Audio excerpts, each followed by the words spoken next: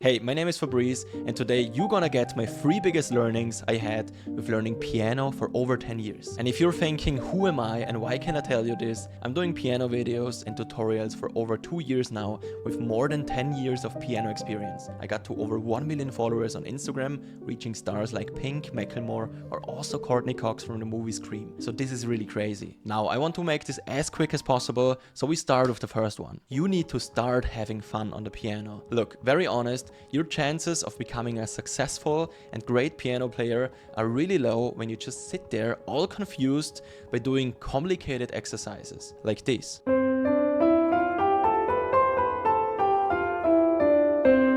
Or when you do stuff like this.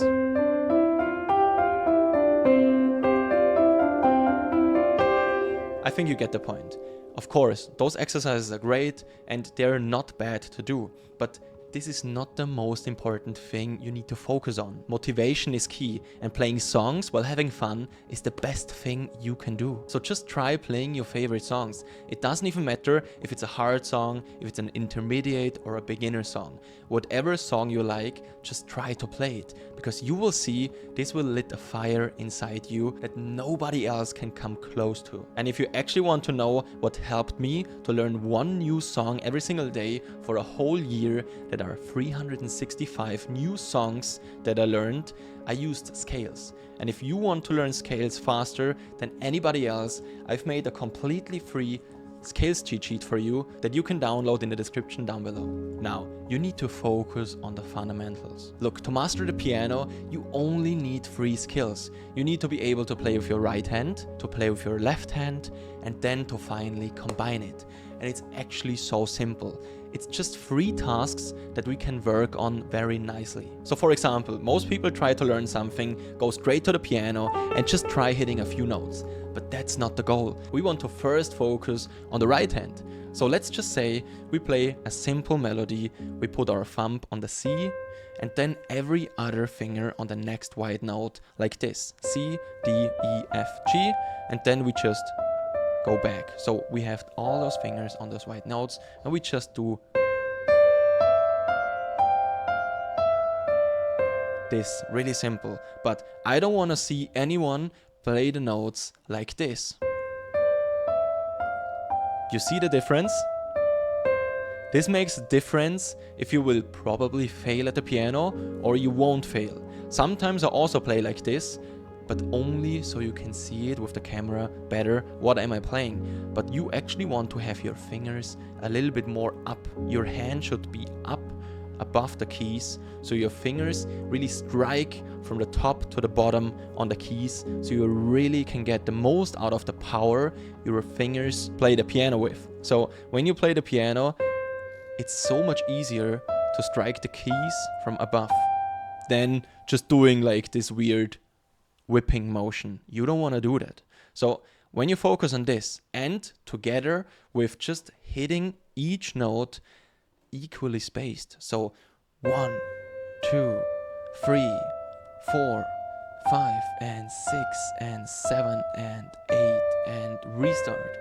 If you can do that, you start much better off than most people that try playing the piano. Then the only thing that is left is the left hand.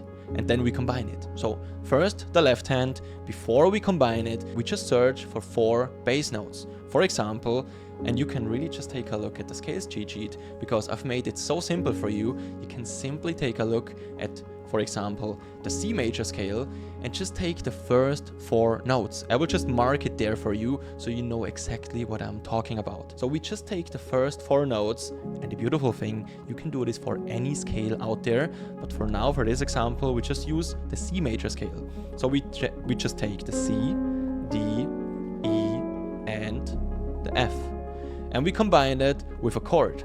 It doesn't even matter what chord you play, or if you can't play a chord, you simply just play the bass notes alone that I just showed to you. And then you just try this, something like this, or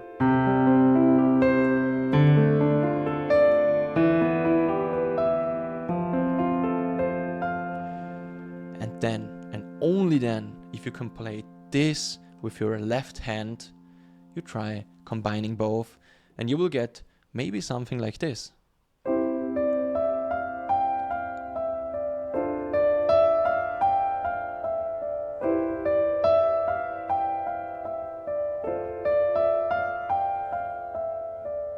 you see, it doesn't have to sound like a 10 out of 10 already. You just try to have an amazing time on the piano and to create music.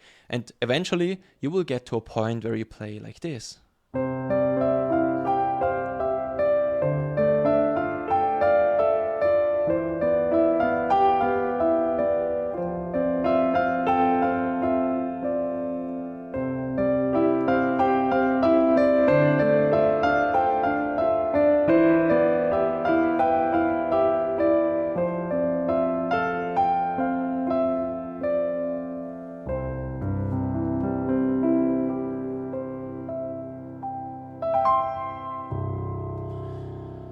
So beautiful. Now there is one thing that I see so many people do wrong when they try to learn the piano. And maybe they have a piano teacher that never told them how to use it, or they just never thought about it because they're just starting to learn piano. But you need to use the sustain.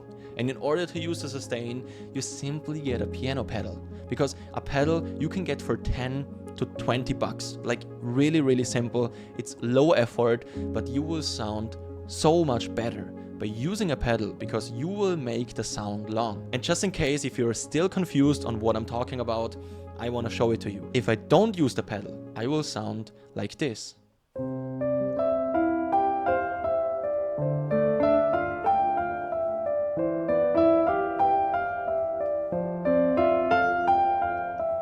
Now if I use the pedal, I will sound like this.